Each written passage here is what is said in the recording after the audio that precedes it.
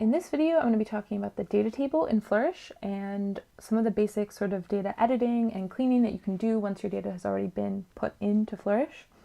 And most of this is going to be done here in the data tab, but just so you know, this is sort of the chart that we're working with. It's a sort of stacked column chart that's showing a fake data set, I believe, about UK universities and their students by home country and year.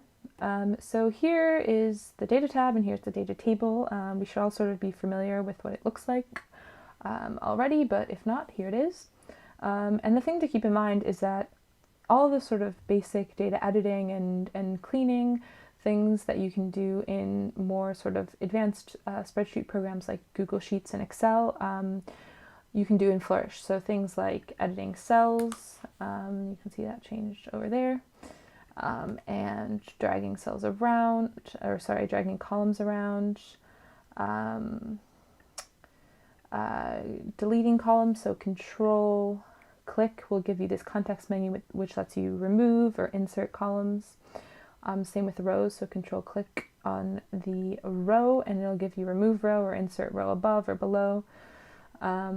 There's also a bunch of options for columns with this little caret menu here. So if you click here, it opens up all of these options, which include remove column and insert column, but also things like filter and sort A to Z and Z to A. The filter data option is sort of an intense filter. It's going to filter out any row where the value is not in the range for that column. So, and you can't really undo it. So it's quite a permanent choice. So I would caution anyone about using that. But you can also swap rows and columns, so sort of transpose rows and columns, which is really useful if you're using a template which has a sort of wide format and you have a sort of long, your data is sort of long when you insert it into Flourish. So you do that, click that, and you can see the preview change over here. The last thing I want to talk about is inserting and uploading images. So a lot of Flourish templates, like for example the line chart race and the bar chart race, have an image column setting which lets you sort of add an image to your lines or your bars. And what it asks for is a URL. So if you don't already have an image that you want that is on the internet at a URL, you can Control click on a cell, the cell in the image column, and click upload file. And that'll let you upload, for example, whatever this is, to Flourish, to our servers, and it'll give it a sort of a URL which you can then use to display the image in Flourish in your chart. This is something that a lot of people don't know about, but is really sort of useful for anyone who's using Flourish. So I hope that sort of explained the basics of the data table. And in further videos, I'm going to be talking about sort of other ways to use the data table. But this is definitely the basic stuff that you should know. So the first real step in making a Flourish visualization of your own is importing your own data and getting your own data into Flourish. So that's what this video is going to be about. So when you first open a new visualization, there's always going to be something here in this preview tab. You're always going to see some sort of chart because there's always going to be a sample data set imported and preloaded rather into the template. And for now we're going to be working back in this data tab, but just so you know, you can see here that there's already data imported in. And if you go to the data tab, you can see again in here are X and Y values. So that's what's drawing this scatter plot, which we can see here in the corner. And to overwrite the sample data, all you have to do is click this big Import Your Own Data button. Flourish templates can take Excel files, CSV files, TSV files, and then also JSON and GeoJSON files for maps. In this case, I'm going to import this CSV file that I have locally on my computer.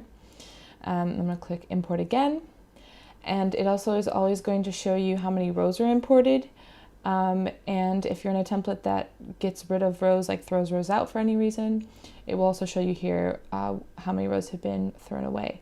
So now that I've imported my data, I have to tell Flourish which columns to use and in what way, and what column corresponds to sort of what type of data. So this is all done using this Select columns to visualize panel over here on the right, and it has all of these column settings. If you scroll down, you can see all of them. There's quite a lot in this template because the scatter template is quite complicated. And in this case, there's only 2 required ones, X and Y, for a basic scatter plot. And so let's say that this was actually on here. This makes a bit more sense. So you saw how this switched over here.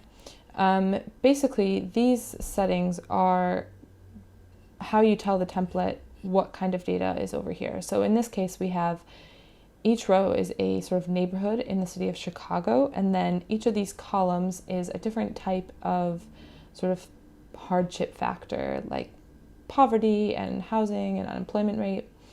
And what's being currently drawn on this map on this plot down here is across the x-axis, we have this C column, households below the poverty line, a percentage, and then also a percentage.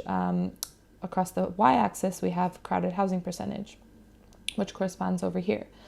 And in this case, we also have a name column, so we can add this name column in here. But say, for example, I wanted to put the households below poverty line across the Y and crowded housing across the X. All I would do is change these right here. And you can see how it changes here in the preview.